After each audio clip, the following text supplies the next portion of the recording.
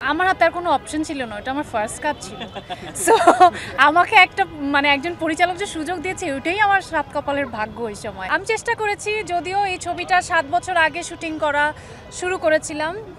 আপনারা হয়তো জানেন যে অনেক জটিলতার কারণে ছবিটা শেষ হয়নি, তারপর আমরা পুনরায় শ্যুট করি এবং দুটো ছবি মার্চ করে বেসিক্যালি একটা ছবি তৈরি হয়েছে ফাতিমা।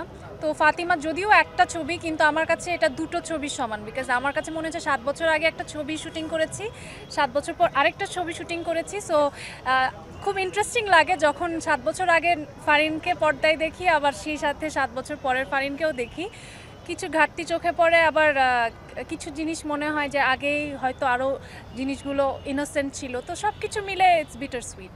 ডেফিনেটলি এটা চ্যালেঞ্জিং ছিল, বিকজ 7 বছর আগে ইনফ্যাক্ট কস্টিউমগুলো আমাদের লাকিলি আমাদের টিম রেখে দিয়েছিল। তো আমার সবচেয়ে বড় চ্যালেঞ্জ ছিল যে আমি কি আসলে 7 বছর আগের কস্টিউমটা ক্যারি করতে পারবো কি না, but without any alteration I fit in একদমই। সো এবং 7 বছর আগের ফুটেজ আর এখনকার ফুটেজ দেখলে আপনারাও বুঝতে পারবেন না যে কোনটা আসলে কোন টাইমের। তো এটা অনেকেই দেখেছে এবং কেউ বুঝতে পারেনি। সো মনে হয় আমার চেহারা চেঞ্জ হয় নাই, আর অ্যাক্টিংয়ের পরিপক্কতা হয়তো হয়ই নাই, কারণ 7 বছর আগের আর পরে মানুষ বুঝতেই পারছে না। ওটা তো আসলে ওর প্রথম কাজ, ইন এ ওয়ে। তখন তো ও একটা টিভিসি করতে আসছিল, তখন দেখে আমার ভালো লাগছে যে শি ক্যান ডু ইট। তো ফারিন আসলে আমার মনে হচ্ছে ওর সবচেয়ে বেস্টটাই ও দিছে, এবং আগেরটাও আমার সামহা আগের পার্টের ওর অভিনয় অনেক বেশি ভালো লাগে। স্টিল নাও আপনারা দেখলেও বুঝতে পারবেন যে আপনারা কোনো তফাৎ খুঁজে পাবেন না। এবং ওর যে ইনোসেন্স, ওটা আসলে 7 বছরের আগেরটাই বরঞ্চ আছে না। আমি বলি কি, এই ছবিটা ল্যাবে তৈরি হয়েছে আর কি। এই ছবিটা প্ল্যান যা ছিল ওই ছবিটা হয়নি, যা প্ল্যান করছিল ওই ছবি হয় না। যে এখন যে ছবিটা হয়েছে উইদাউট প্ল্যান হয়েছে ল্যাব টেস্ট। এটা ভেরি এক্সপেরিমেন্টাল ছবি, প্রথম ছবি আমার জন্য। সো এটা দর্শকই ভালো বুঝবে কেমন লাগছে। আমার হাতে আর কোনো অপশন ছিল না, এটা আমার ফার্স্ট কাজ ছিল। সো আমাকে একটা একজন পরিচালক যে সুযোগ দিয়েছে ওইটাই আমার সাত কপালের ভাগ্য ওই সময়। কারণ আমি শুধু টিভিসি করতাম 7 বছর আগে, কিন্তু অনেক আগের কথা বলছি আমরা। সো ওই সময় আমি যে চুজ করে 7.5 বছর, হ্যাঁ, তো চুজ করে যে একটা ছবি করব, ওইটা তো আমার এখন তো অনেক পরিণত। এখন সিনেমাটা নিয়ে আসলে ডেফিনেটলি ভালো মুভি করতে চাই। না, অবশ্যই আগ্রহ আছে, যদি মন মতো এরকম সিনেমা পাই ডেফিনেটলি আমি করতে ইন্টারেস্টেড।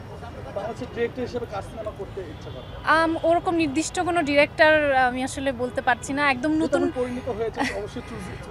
না, একদম নতুন কেউ যদি আমার কাছে খুব ওয়ান্ডারফুল একটা গল্প নিয়ে বা খুব সলিড একটা প্ল্যান নিয়ে আসে, আমি সেটাও করতে রাজি, আমার কোনো অসুবিধা নেই। সত্যি কথা বলতে, হ্যাঁ, যেই সিনেমাটা করার প্ল্যান ছিল ওইটা আমার কাছে মনে হচ্ছে ওইটা আরও বেটার সিনেমা ছিল সামহাও। ওই যে ভাইয়া বললো না যে ওনার পুরানো জিনিস, আমারও ওই গল্পটাই ফেভারিট ছিল, এবং ওই গল্পটাই অনেক আর্ক, এবং ইট ওয়াজ আ ভেরি ইন্টারেস্টিং স্টোরি। মুক্তিযুদ্ধে ফ্যামিলি ড্রামা, এই কম্বিনেশনটা কিন্তু খুব একটা আমরা দেখিনি। ইনফ্যাক্ট আমার মনে হয় স্ক্রিনে কখনো দেখিনি। তো এরকম একটা কম্বিনেশনের একটা ছবি। তো যাই হোক, কোনো কারণে সেটা হয়নি। আমি আশা করব ভবিষ্যতে কোনো একদিন যদি ভাইয়া আবার সুযোগ পান, আমি বলবো এই ছবিটা বানানো উচিত। এখন ভালো খারাপ মিলেই তো সব কিছু। অবশ্যই আমার আক্ষেপ নেই, কারণ কি আমি মনে করি যে এই সিনেমাটা করতে গিয়ে আমার কিছু মানুষের সাথে পরিচয় হয়েছে, যাদের সাথে পরিচয় হওয়ার কারণে আমি পরবর্তীতে নাটক করতে পেরেছি। So it's a chain reaction. আমি যদি ছবিটা না করতে যেতাম, হয়তো আমার তাদের সাথে পরিচয় হতো না, হয়তো আমার নাটকে কাজ করা হতো না, হয়তো আমার আজকে যে জায়গায় আমি আসা চেষ্টা করেছি বা করছি এখনও, সেটা হয়তো আসা হতো না। তো প্রত্যেকটা জিনিসের পেছনে একটা রিজন থাকে, আমি এটা বিশ্বাস করি। তো সেই জন্য লাইফে কোনো রিগ্রেট রাখতে চাই না।